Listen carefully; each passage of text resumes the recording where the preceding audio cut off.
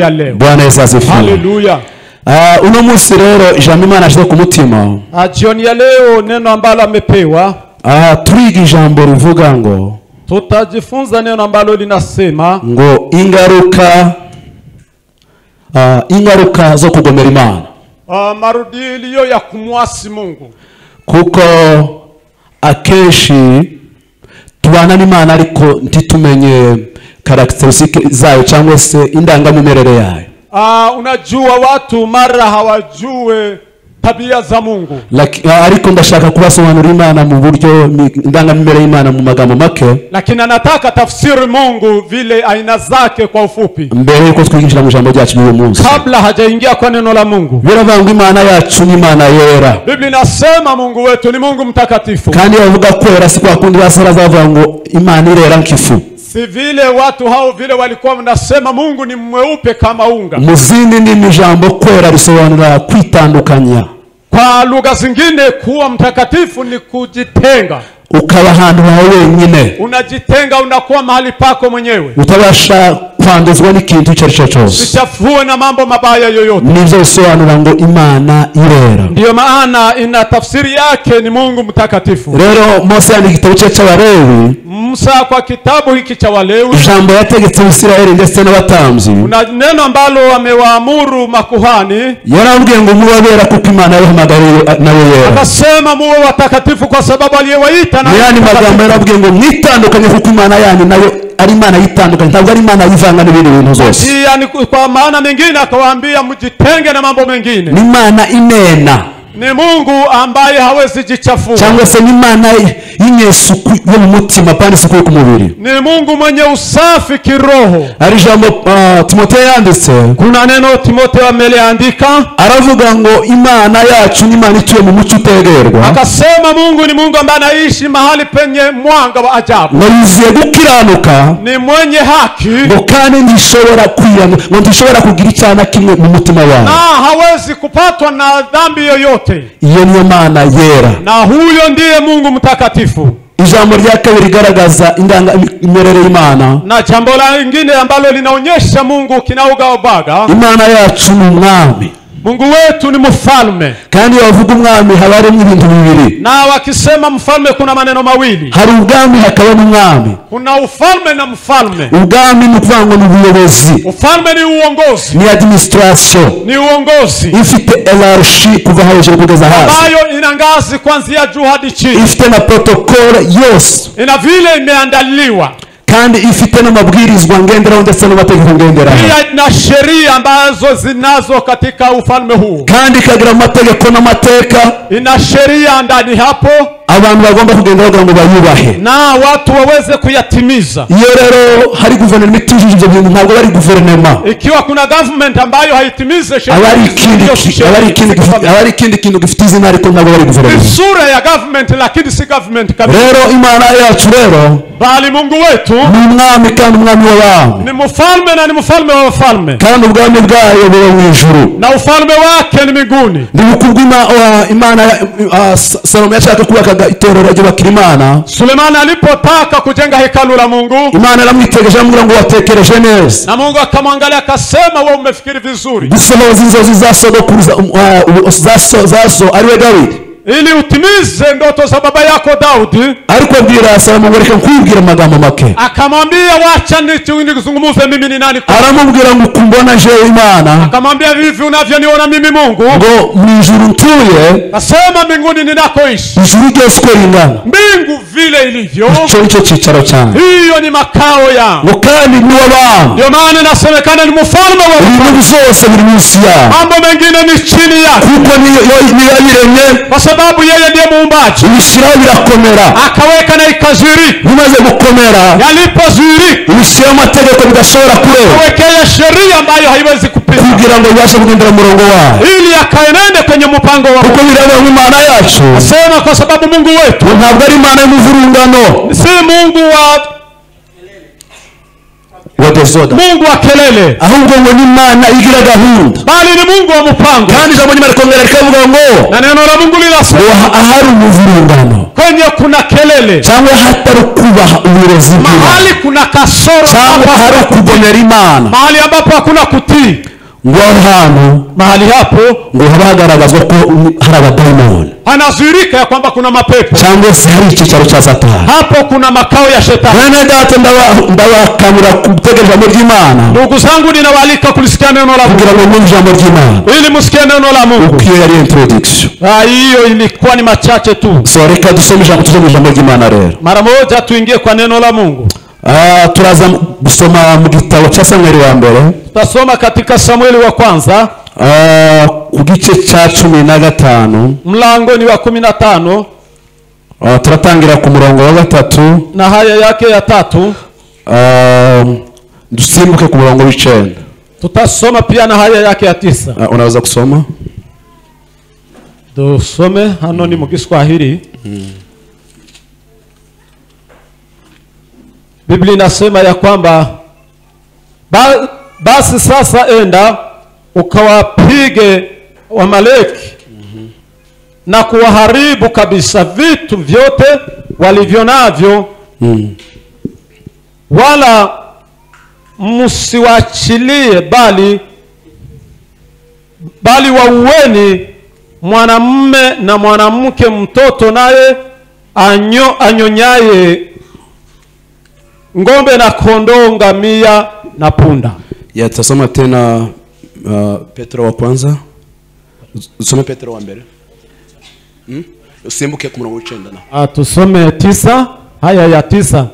Lakini Sauli na watu wake wakamwacha Agagi hai, na katika kondoo walio wazuri na ng'ombe na vinono na wanakondoo, nacho chochote kilichochema, wala hawakukibali kuangamiza, bali chochote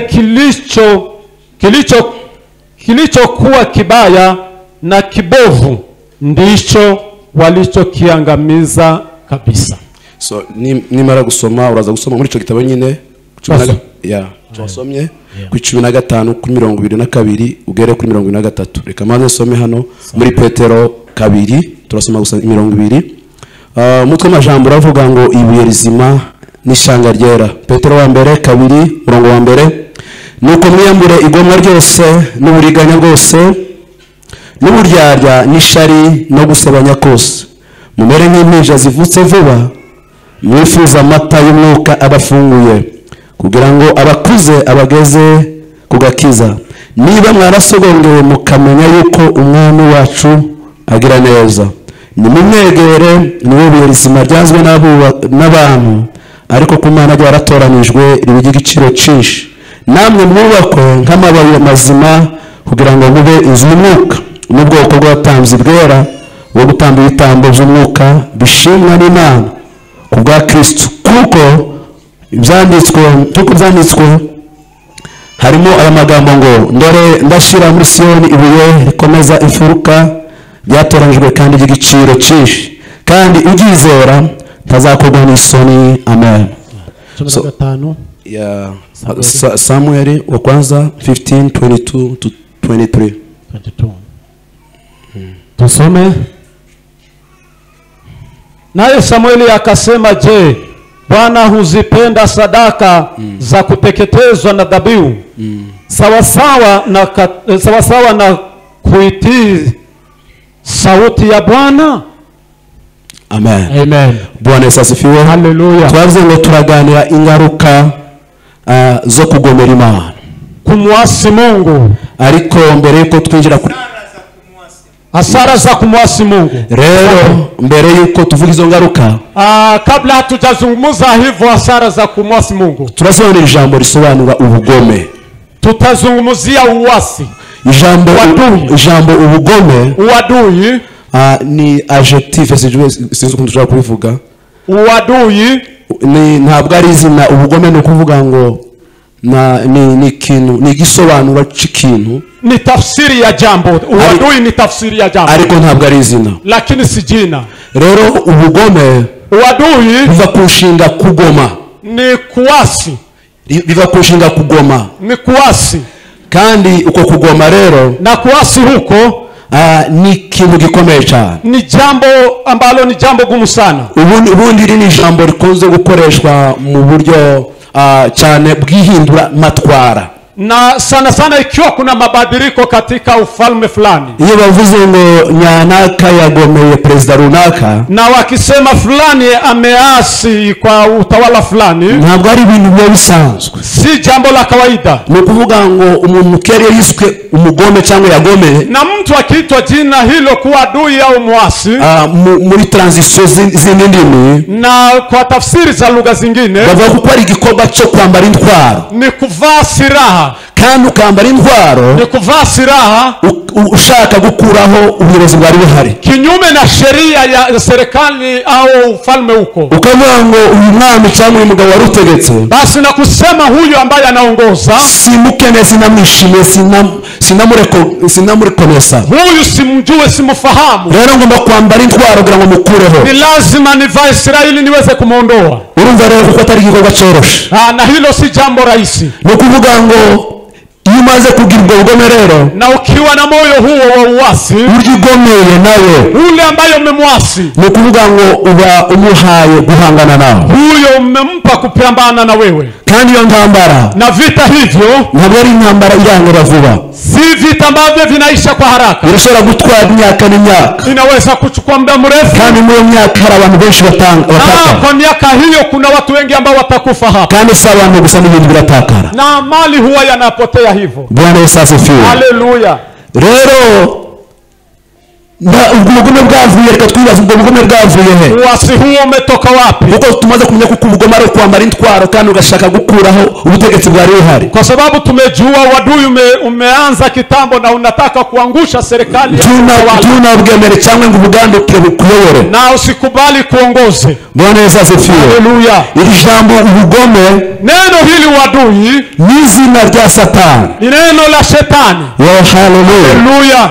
Umuntu wabaye umugome wa mbere ni umugabo bita Rusofero, yahindutse Satani. Shetani ndiye ameasi, ndiye amekuwa adui wa kwanza. Yisomye mu gitabo cha Yesaya, kisoma katika unabii wa Yesaya igice cha 14 mlango wa 14, bazakubwira amakuru y'ukuntu wari witwa Rusofero, watakwambia habari za huyo shetani. yari malaika ufite ubwiza bwinshi bukomeye, vile alikuwa malaika mwenye utukufu, bamugereranyaga ngo nibihe byiza by'igiciro gikomeye, analinganishwa kama jiwe lenye maana sana, bakamugeranya n'inyenyeri yo mu rututu, anamlinganisha kama nyota ya asubuhi ya alfajiri, kandi ngo yari afite ubwiza buruta malaika yose yo mu ijuru, alikuwa na utukufu zaidi ya malaika wote. ikindi ari mu cyiciro cya malaika baba kabiri cyangwa se elarshi ya kabiri ya malaika bakomeye mu ijuru, alikuwa kwenye ngazi ya malaika wa pili, kuko ubwiza n'imbaraga Imana yari yamuhaye, kwa sababu ya nguvu ambazo alikuwa amepewa na Mungu. buravuga ngo yahoraga mu bitugu by'Imana ngo arinde ubwiza bw'Imana ngo atabasha gukongora abantu, alikuwa karibu na Mungu akimlinda hapo. urumva yari afite imbaraga zikomeye cyane, alikuwa ni mwenye nguvu sana. kuko usomye Bibiliya ijambo ry'Imana ngo Imana yacu, kisoma Biblia inasema Mungu wetu ngo muri ukongora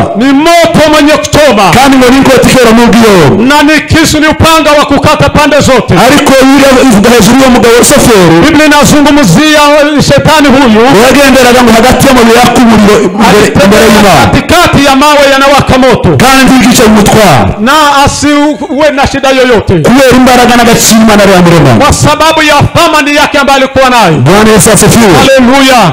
Ariko kubera ubugome, lakini kwa sababu ya uadui, aribwo buva mu ishari, uadui ambayo inatoka kwenye chuki, ngo umunsi umwe ngo aritegereza, siku moja akaangalia, wareba imbere y'Imana, akaangalia kiti cha Mungu, warangije arayifuza, na akatamani arayifuza, akatamani.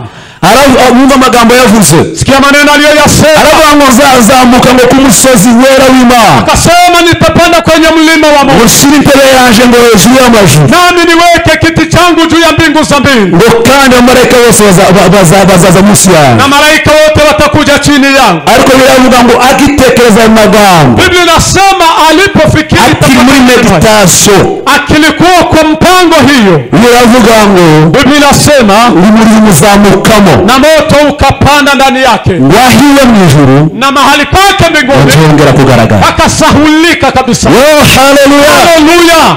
Nukubereka kwa muri ubwo bwiza. Ni kwa sababu gani haya yamekuwa? Nuko birabango mu ijuru nta kibi kiraba mu ijuru na hera. Ni kwa sababu mbingu ni takatifu, hakuna kibazo yagize nuko yashatse gucafuza ijuru kandi ari ryera. Ni kwa sababu alitaka kuchafua mbingu na ni mbingu takatifu. Nicyo cyatumye n'Imana imumanura vuba itarinze kubaza n'abandi bantu. Ndiyo sababu Mungu alimshusha kwa uharaka. Aramanuka.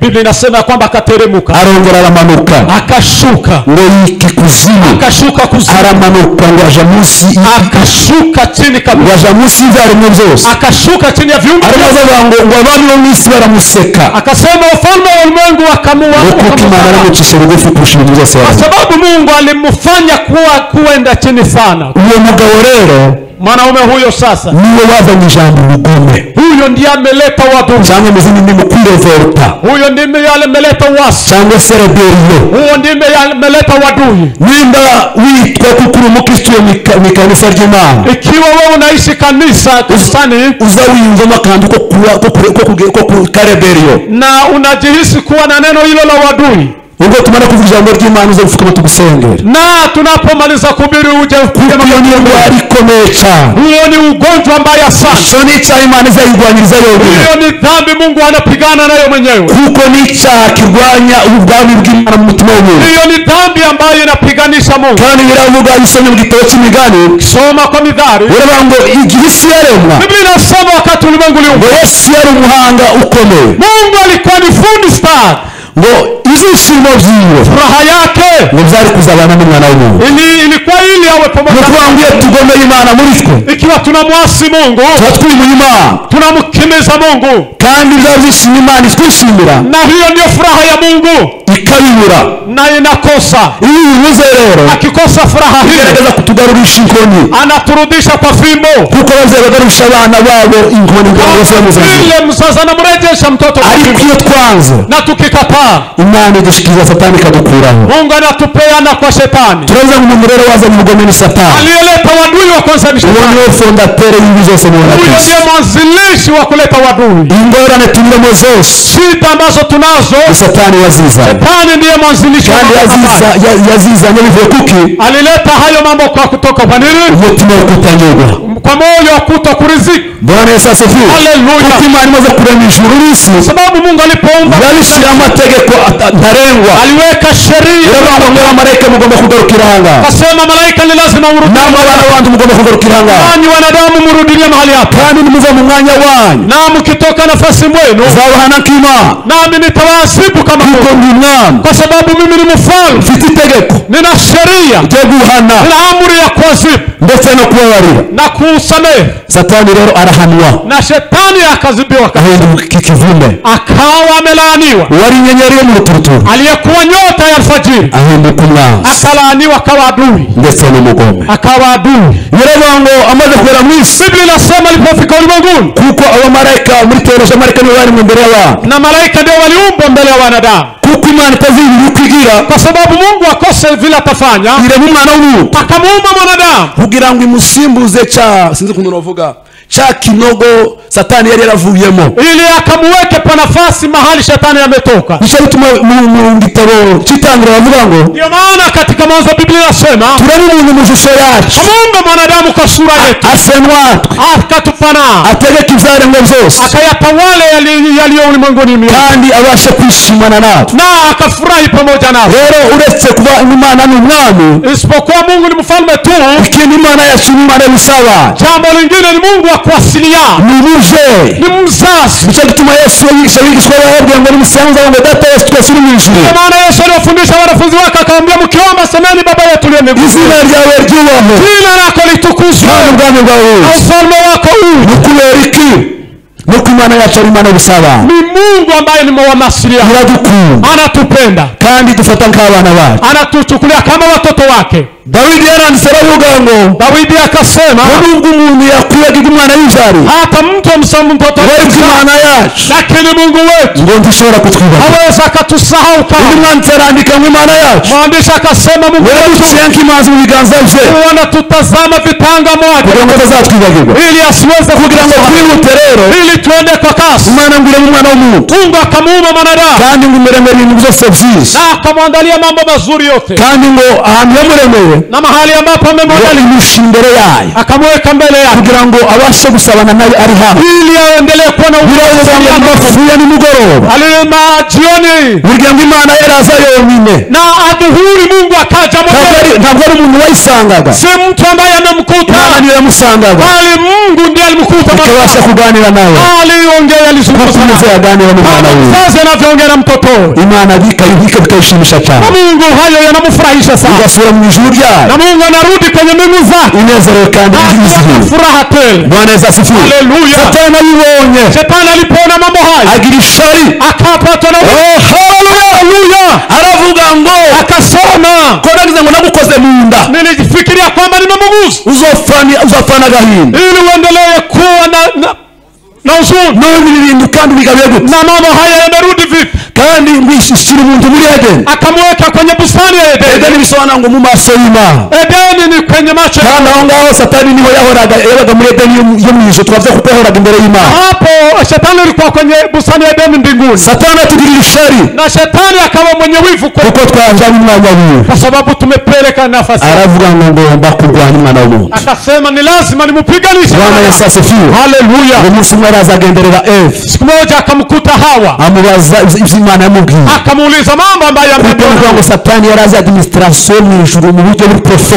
kwa sababu Shetani alijua sheria ngo se Imana mwaganire gute Mungu mmezungumza vipi Eve aramubwira ati twaganire kuko ibyo tuvyemera byose mutezaha Hawa akamwambia mambo yote tumekubaliwa uretse kiriya giti kimenyesha ikizame kiwe kwa kuwa mtu huyo kufahamisha mema na mabaya Satani abayinjiriyeho Shetani akaingilia hapo aramubwira ngo yarabaheze akamwambia mmedanganywa kiriya yarabujije kile mmekatazwa nicyo kiri mu ibanga ry'ubwiza bwanyu bwose kuna siri yote ya uungu ndetse no gukomera nao kuwa na nguvu ahubwo nimukirya na kila mtu muzasa nayo mtafanana.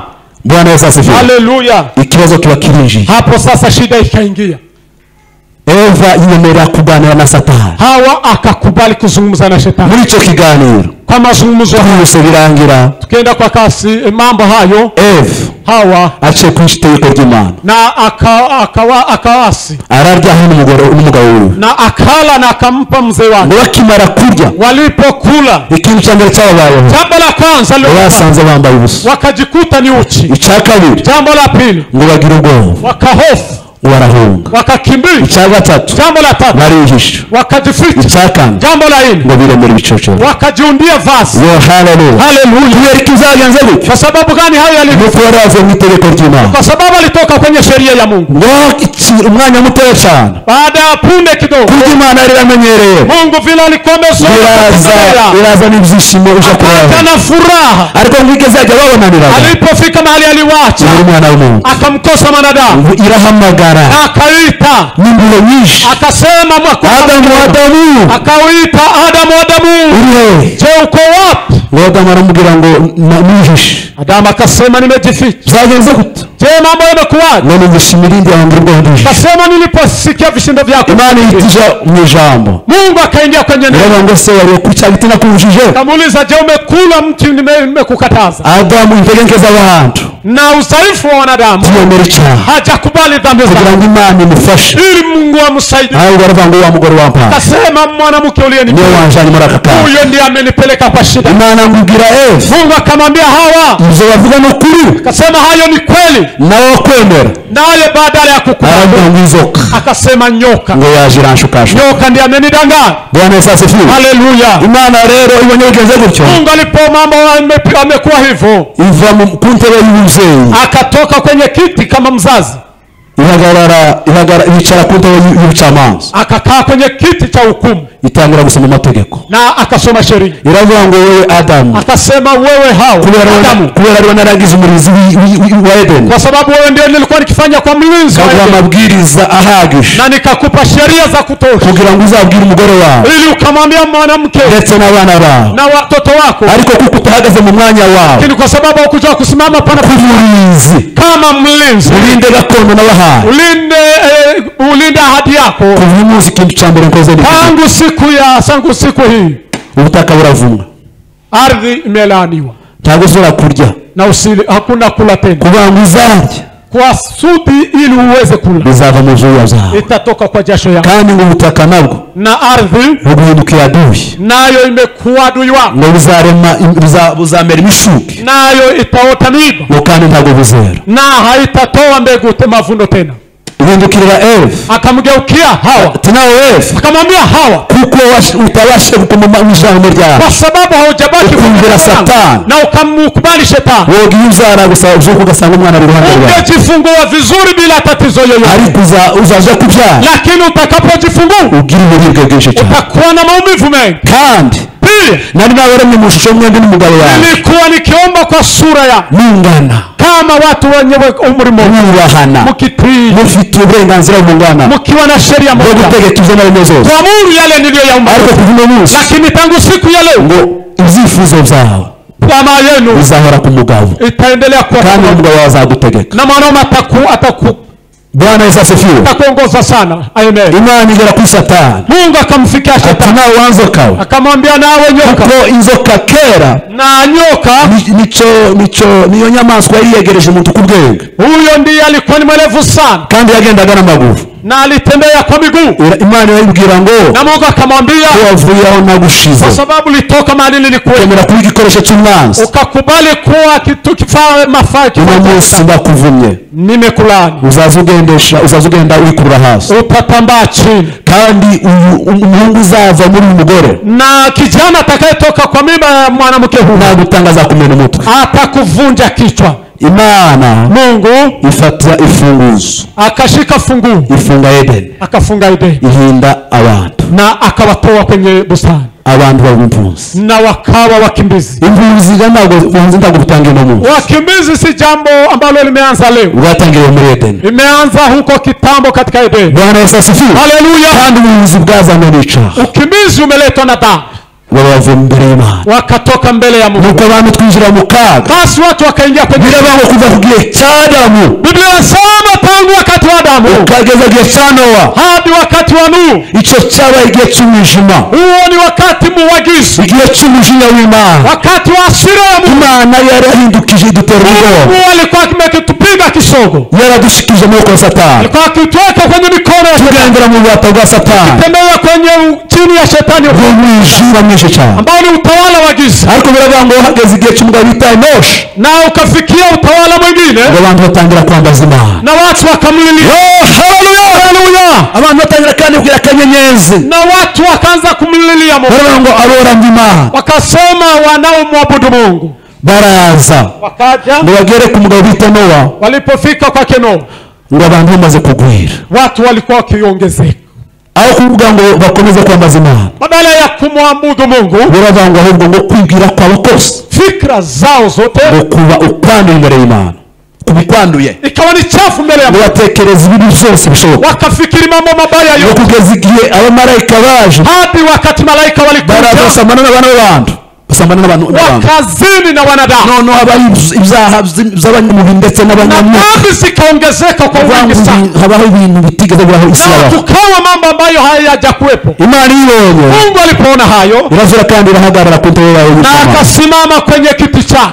usomye igitabo cy'itangiriro, na unaposoma Mwanzo igice cya 6 mlango wa 6, biravuga ngo Imana yicuza icyatumye n'umwana w'umuntu, na Mungu akasema ni kwa nini nimemuumba mwanadamu, biriganiriza, na Mungu mwenyewe akazungumza, biravuga ngo nzarimbura umuntu wese, akasema nitamwangamiza ndetse murimburane n'inyamaswa zose, nitamwangamiza pamoja na ibyo byose nzabikuraho, nilivyoviumba vyote nitaviondoa, kuko kwibwira ku mwana w'umuntu, kwa sababu fikra za mwanadamu ari kubi, ni kibaya. mu yandi magambo nta buryo bwari buhari bw'ukiriho ku muntu wese kandi ku muntu muzima. Hapakukuwa na njia nyingine ya kuweza. Ariko Imana y'ubuntu n'imbabazi, lakini Mungu mwenye rehema ntizi turindirira kutumara tuangamize. Bira wangu umugabo bita Noa, ambaye anaitwa Noa, ngwagiri ubuntu ku Mana. Noa akapata faida kwa kuko muri icyo gihe abantu baramaze gutyo, wakati watu walikuwa hivyo, ngo yahoraga ngo asuze umutima mu mutima, yahora asuze umutima wiwe, yeye aliendelea kujuta moyoni mwake, ngo akavuga ngo byagenze gute, akasema mambo yamekuwa kubera iki mukora ibyameze gute, nini watu wanafanya dhambi hiyo, yahora asuze umutima ukomeye cyane, aliendelea kujuta moyoni mwake. Imana bangiye kurimbira abantu bose, na Mungu akasema ninawaangamiza wote. Ntangire muri uyu muntu, basi nianzilie kwa mtu huyu mmoja wahaye agaciro, ambaye ni wa thamani, gukiranuka, ambaye kumekuwa wa mwenye haki. Imana isigaza n'abana bose, akabaki Nuhu na watoto wake, abantu bararimbuka, watu wakaangamia. Imana itangirana na Noa, na Mungu akaanza pamoja naye. Haleluya, haleluya. Minsi mirongo ine ishize imvura kugwa, na mvua iliponyesha, Noa atuma igikona ngo kirebe ibyabaye, na alipotuma ndege huyo kwa mwinshi cyane, ulimwengu ulikuwa kwenye giza sana. Ubitekereze nawe, fikiri hayo na wewe, kwa kuvuga ngo isi yose bisha abantu bose, kusema kwamba watu wote wamekufa, itindiko ziranuka ku misozi, ni kama mizoga yayiko inanuka, na usohoke mu modoka, na unapotoka kwa gari ugiye gutangira wenyine gusa, alafu nataka kwanza mwenyewe nihuse, napoenda kwa haraka, ngo Noa amaze kugera hanze, Nuhu alipofika nje, aravuga ngo ntabwo nohagarara muri iyi si ngo mbeho, akasema siwezi simama hapa na niwishi, ariko agira guhishurirwa, akafunuliwa. Biravuga ngo aragenda ngo afata igitambo, na akachukua dhabihu, ngo gitambira Imana, akatoa dhabihu kwa Mungu. Baravuga ngo Mana ushimwe, akasema Mungu usifiwe, kuko nubwo wagize uburakari bwinshi, ingawaje umekupa ukarindira abantu bose ukabamara, na ukawaangamiza watu, ariko kuba nasigaje n'umuryango wawe, kwa sababu umeniacha mimi na familia yangu, ndagushimiye, ninakushukuru. Imana ireze n'ijuru, Mungu alipona akiwa mbinguni. Haleluya, birasiga, na Mungu akashangaa, yabangwa si umugabo yamenye gute, akasema mtu huyu ni mtu aina gani, kongera kumpenda henda ili aweze kunibembeleza, kugira ngo ingarure mu rukundo rwe, ili uweze kunirudishia upendo wa wanadamu. Imana irarahira, na Mungu akapa. Haleluya, haleluya. Iravuga ngo nari mfite gahunda yo kuza kurimbura abantu, na Mungu akasema nilikuwa na mpango wa kuweza kuangamiza watu, kandi nkoresheje amazi, na nikitumia maji, ariko iyo agenda, lakini wewe kwa sababu hii nikuye kuva none, ninaondoa hiyo, kandi nishize sinye yanje mu kororoza, na nimetia sahihi yangu, nta bantu bazongera kwicwa n'umuzo, kuna ambaye atakufa kwa maji tena. Imana ishira isinye, na Mungu akasaini. Bwana Yesu asifiwe. Haleluya. Yo haleluya. Haleluya. Ariko birakomeza, abantu bakomeza kuba abantu, na watu wakaendelea kuwa watu, nihuse apoenda kwa kasi, kugeza Imana yabonye kuko nta wundi buryo, na Mungu akaona kuna namna nyingine izirimo kuba ngo ubugome burangireho, njia moja ili wadui wishi, yukusohoza icyo yarasezeranye na Satani, ili aweze kutimiza kila aliyogomba kumena Satani umutwe, ni vile angemvunja kichwa Shetani. Usome kitabo cha Efeso, soma wa Efeso kicho cha kabiri ya mlango wa pili, haravuga ngo namwe bari bafuye muzizana ibicumuro, sema nanyi mliokufa kwa sababu ya dhambi zenu, wezi wako mu batabwiza, wafufuka kutoka kwenye giza, wako mu mategeko y'umwami utwara ikirere, akiwatoa kwenye sheria za mfalme wa anga, wazamurira mu mucyo, akawapandisha akaweka kwenye nuru, ngo mu bwami bwawe, katika ufalme wake, ngubicanye n'umwana wawe, na mmeketi pale karibu na Mungu.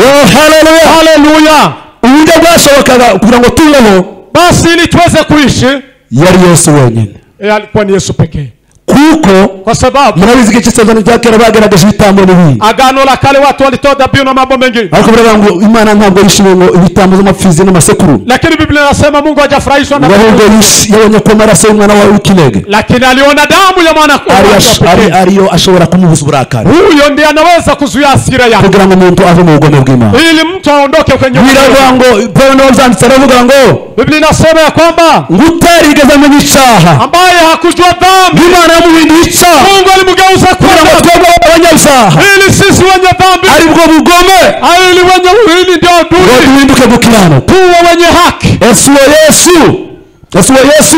Yesu waramwizeye, jama muamini huyo Yesu, kugira ngo guhindukire gukiranuka, ili awe haki kwako, uve mu bugome bwo kwitwa umugome w'Imana, kwenye kuwa uadui wa Mungu, kugira ngo uzabane n'Imana mu ijuru, ili ukawa na Mungu mbinguni, cyangwa uracyari mu buzima bwa kera, ala bado ngali kwenye uadui, aribwo buzima bw'ibyaha, kuna maisha ya dhambi, kandi ibyaha ariko kugomera Imana, na dhambi ndiyo uadui. Ndakuhamagara, anakuita leo, nimba uri muri ubwo buzima, ikiwa uko katika maisha haya, igihe ni kigufi cyane, muda ni mfupi, wino wiyunga n'Imana rurema ujipatanisha na Mungu uciye mu kwizera umwana wayo na kupitia njia ya kumwamini nawe uzongera kandi uhinduka umwana nawe utakuwa mwana tu uze mu rugo rw'Imana uingie kwenye zizi lake. Bwana Yesu asifiwe. Haleluya. Imana yacu Kwa sababu Mungu wetu ni mutunzi w'imbabazi, ni mwenye rehema. biravuga mu gitabo cya Luka, Biblia inasema katika Luka hari umugabo umusore umwe, kuna kijana mmoja yari umwana wa kabiri, alikuwa ni mtoto wa pili, afite mukuru wiwe, alikuwa na mkubwa wake, ariko ngo yishigwamwo n'umwuka wa rebellion, lakini akaingia na mwadui.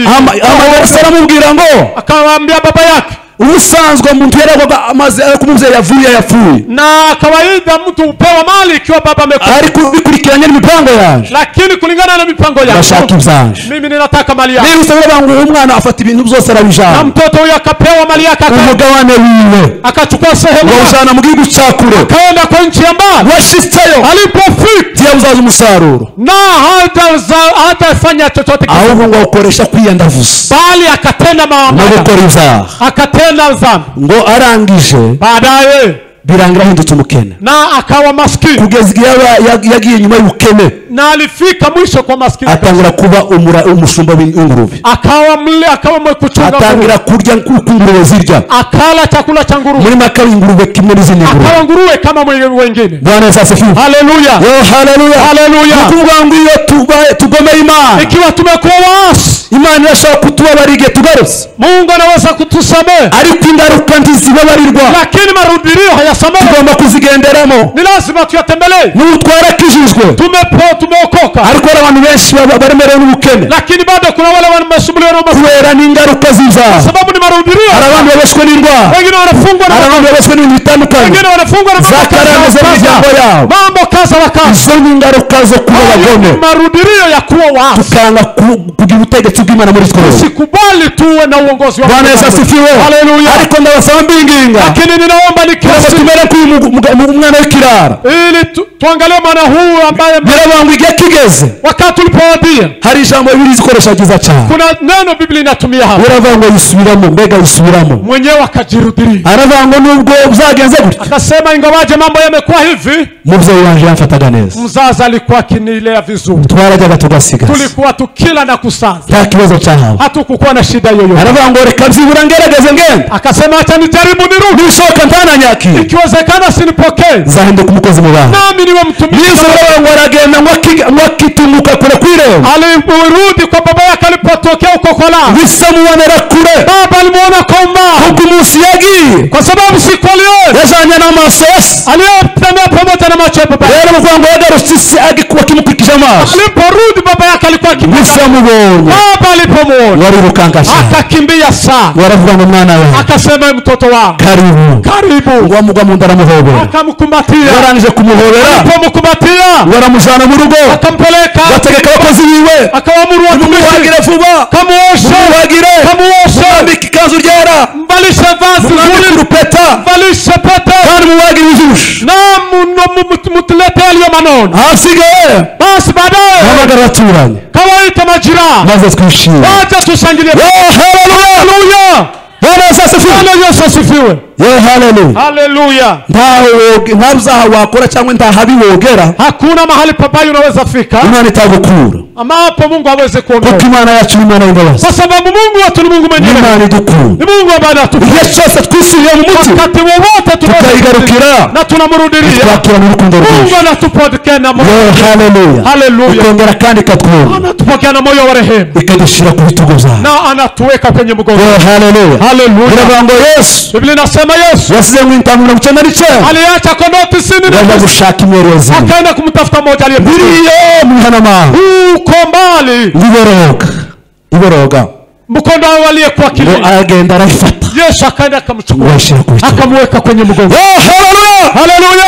Imana yacu ni Imana y'urukundo, Mungu wetu ni Mungu wa upendo, ariko hari uruhari, hari ibyo dusabwa, lakini kuna kuchangia kwa tugomba gukora kugira ngo Imana yacu kuna vile ambavyo tunastahili kufanya ibashe kudukura muri ubwo bugome, ili Mungu atuondoe kwenye uadui huu tarondogoye rero, bila kuchukua muda mrefu, mu gihe cyose kwa wakati wowote, dukoze Satani atujanye mu bugome bwawe, wakati wowote Shetani atupeleke kwenye uadui, twitira gusomana imbabazi, tujaribu tuombe msamaha, nabongira ku Mana, tuombe msamaha, kuko mu kubitindamo, kwa sababu kukawia kwa hayo imigozi ya Satani iba myinshi, na unafungwa sana, kuyica bikagorana na kukata kamba ugasanga waratsikamiwe na unakutomelele ugasanga umutima ukeneye kugaruka moyo unataka kurudi ariko kuko wamaze kurenga imbabazi z'Imana kwa sababu umeenda mbali sana bikagora na ni vigumu kurudi garukira warugeze rudilia mahali wese wakoraga idakwiriye kazi zote ulizozifanya yo kugomera Imana ya kumwasi Mungu ugarukira Imana rudilia Mungu Imana izagufasha Mungu atakusaidia rero reka mvuge imiryango itatu Satani yinjiramo acha nizungumzie milango tatu kugira ngo agushire muri ubwo bugome ili aweze kukuingiza kwenye wadui huu icyambere jambo la kwanza ni umuryango bita kutumvira ni kutii twaraza ngo Imana yacu ni Imana amategeko ni Mungu mwenye amri sheria imeze gutya ana government ya kuvuga ngo uce ku itegeko ry'Imana ukiasi ubukinga umuryango munini cyane umefungwa mlango kubwa Satani yinjiramo na shetani akiingia agashiramo anaweka ubwami bwe anaweka ufalme wake n'amategeko na sheria zake Bwana Yesu asifiwe Bwana Yesu asifiwe iyo tureze Kaini tunapoangalia Kaini yagiye gutamba alienda kutoa sadaka ariko agitamba mu buryo bubi lakini alitoa sadaka kwa njia mbaya Abeli atanga neza Habili akatoa vizuri Imana imumugisha na Mungu akambariki ariko Imana izirikira igitambo cya Kaini lakini Mungu akufurahishwa na sadaka kubera mugwango yagiye kontere n'amabwiriza y'ijambo ry'Imana alienda tofauti na neno la Mungu bibaye gutyo basi ilipokuwa hivyo Kaini ararakara Kaini akapatwa na hasira aravuga ngo kubera ikishimira abana akasema ni kwa nini umefurahia lakini yangu siyafurahia ariko Imana mu ijambo rikomeye Mungu akamwambia jambo ngo Kaini akamwambia Kaini ukora ibyiza je ukitenda mema tuzemerwa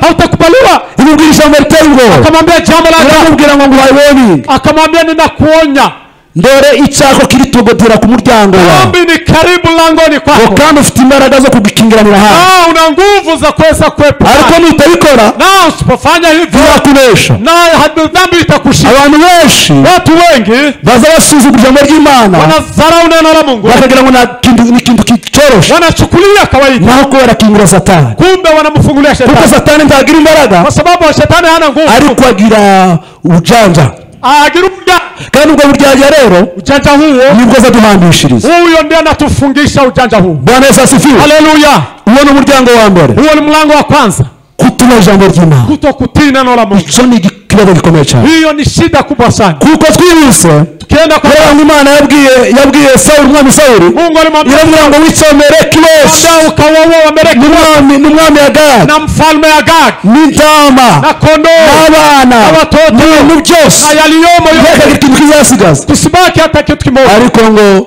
Sauli tiyumvira hajatii yicaye mu ndara bisigaza akawa mambo moja na kuacha wengine Imana amubwira ngo kuko wagize gutyo Mungu akamwambia kwa sababu umefanya ugakingurira Satani ukamfungulia shetani uciye ku ngoma nami nimekuondoa kwenye kiti Bwana Yesu asifiwe amen izo ni ingaruka zo kuba nimerudilia kutokutii icyaka wundi muryango wa kabiri mlango mwingine wa pili kuba stubborn mbega no kugaragariza kama ni kugaragariza na stubborn kuba stubborn mbega no kuba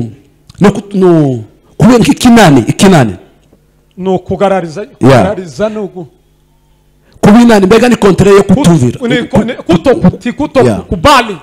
kutokubali basi uwo ni umuryango ukomeye cyane na huo ni mlango kabisa kuko biravuga ngo icyaha cyo kutumvira na dhambi ya kutokutii ngo kigereranywa n'icyaha cy'uburozi ni kama dhambi nuko ngo pastor avuze ngo ntuka isakuza mu rusengero sibe pastor akisema usifanye fujo kanisani ariko ugasakuza na usitii unauleta uri stubborn huu umeasi kandi uko kuba stubborn rero kutokutii ubukingira umuryango wa Satani umefungua mlango wa shetani Satani araza kicara naye shetani amekuja na kukaa umutima wao amekuja moyoni mwako Biblia ivuga umwami bivuga umuhanuzi bita Baramu anabii ambaye anaitwa Balamu yagiye guhanura aje kuva mu bwoko bw'Imana alitabiri akienda kulani taifa la Mungu Imana yamubwira ngo muzukora ntuvu mu bwoko bwawe na Mungu akamwambia usilani taifa kuko namaze kubimugisha kwa sababu hawa nimewabariki kandi ntawuzuva umutaravuma hakuna ambaye anaweza walaani ndisio walaani rero witonde na nenda pole ariko biravuga ngo Biblia inasema ngo Baraki yongera ibihembo Baraki akaongezea kugira ngo Baramu agere kucyorasha ili afike yale alikuwa akiyataka ngo mujana ku misozi myinshi itandukanye akampeleka kwenye milima tofauti agenda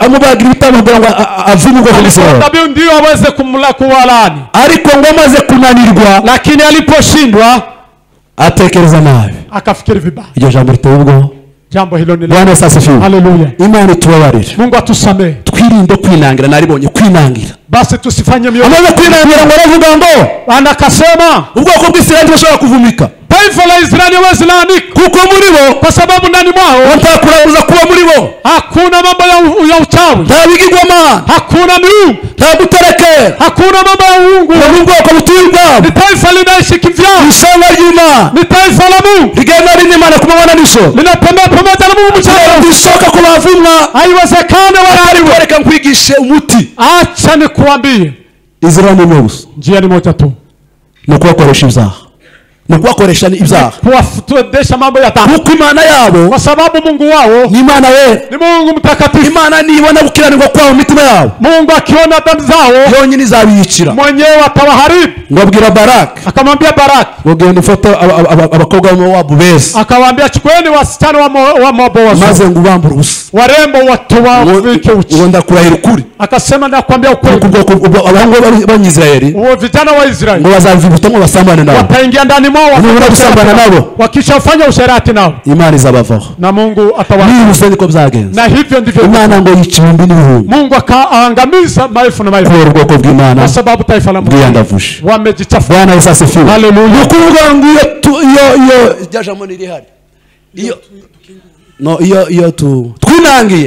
twinangiye, Basi tukiasi ni ukuvuga ngo tuba tumeze nka Satani, tumemuingiza shetani, turwanya ubwami bw'Imana tunapiganisha kandi ufalme, tugasenya umurimo w'Imana, tunaharibu kazi, tugakora ibintu biteye ubwoba, tunafanya mambo ya ajabu. kandi iyo tubikoze gutyo Na tukifanya hivyo duhinduka ikivume imbere y'Imana. tumekuwa walaaniwa mbele ya Mungu. Wirinde imyuka ya Balamu, Ole mujiepushe na mambo hayo imyuka yo kwinangira. na roho mbaya. Buri munsi mwumva ijambo ry'Imana, Kila siku mnasikia neno la Mungu, ariko intambwe mwatere ni ziyo zo kugarukira Imana. hatua ambazo mmezipiga za kumrudia Mungu ni ngapi? Bwana Yesu asifiwe. Haleluya. Kuko Imana tubwiriza, Mungu ambaye tunayemhubiri, hari umunsi izashira iherezo kuna siku ataweka mwisho wa kuhubiri, tukinjira mu gihe cy'urubanza. basi tunaingia kwenye hukumu. Kandi igihe cy'urubanza Tukiingia kwenye hukumu, hakundi kwitegura kuza kugihari, hakuna maandalizi mengi. izuba zaba warumvishije, Vile yale umeyasikia nibyo wakurikije, na yale umeyafuata, nibyo bizagutsindishiriza hayo ndiyo yamekutokushinda cyangwa bikagutsindisha. au ya kushinde. Rero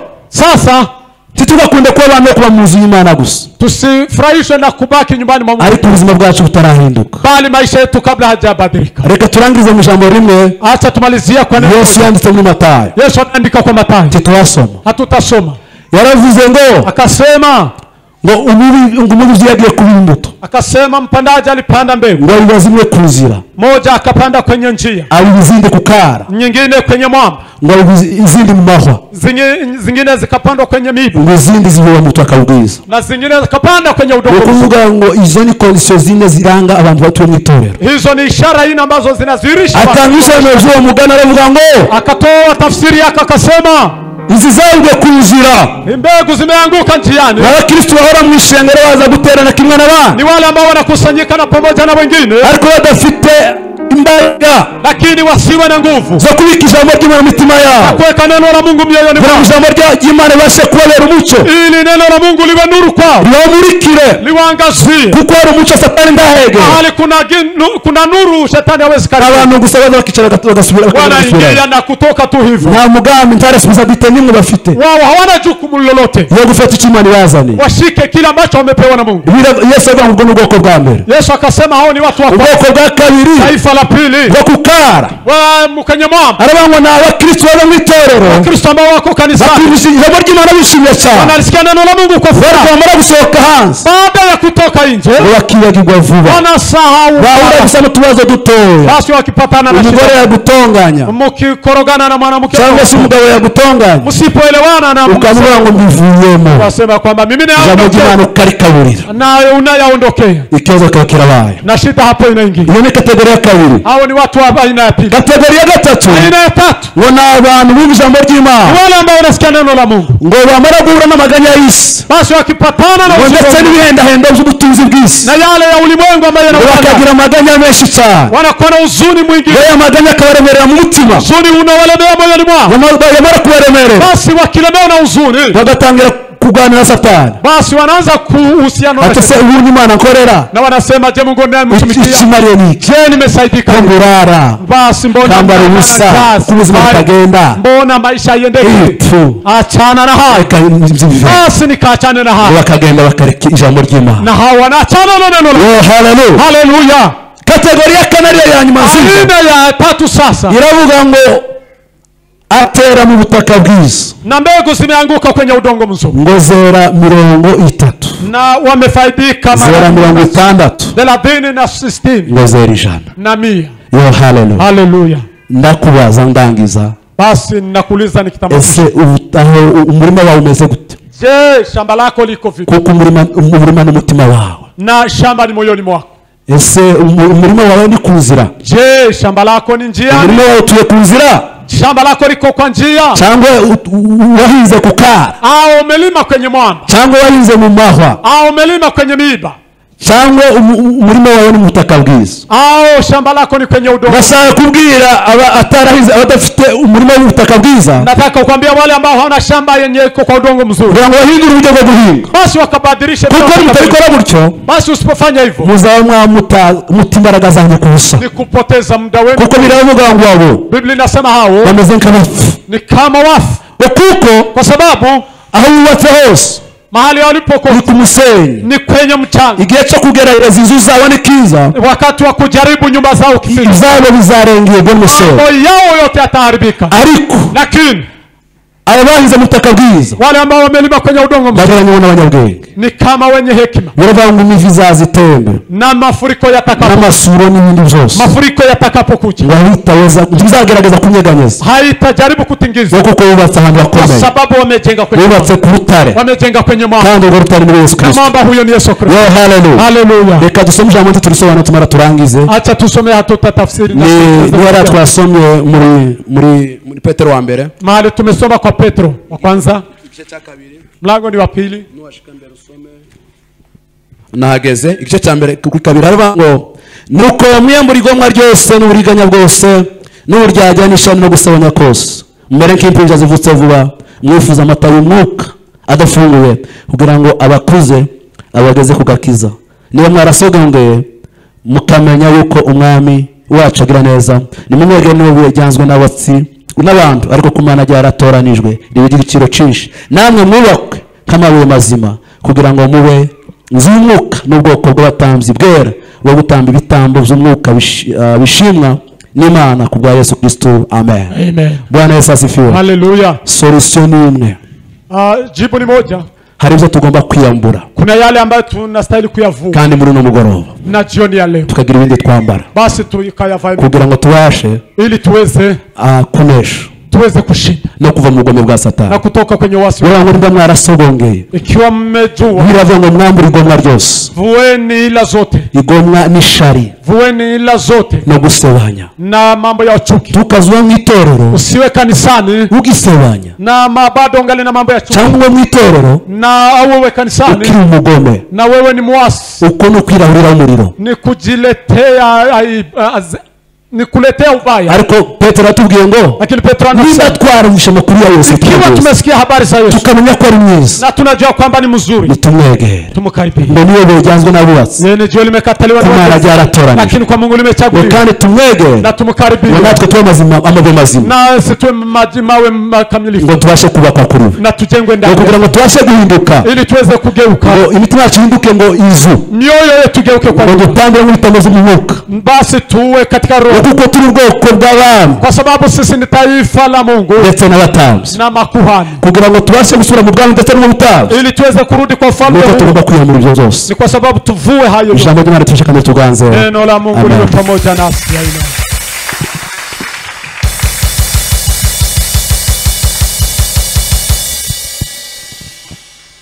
Bwana Yesu asifiwe sana.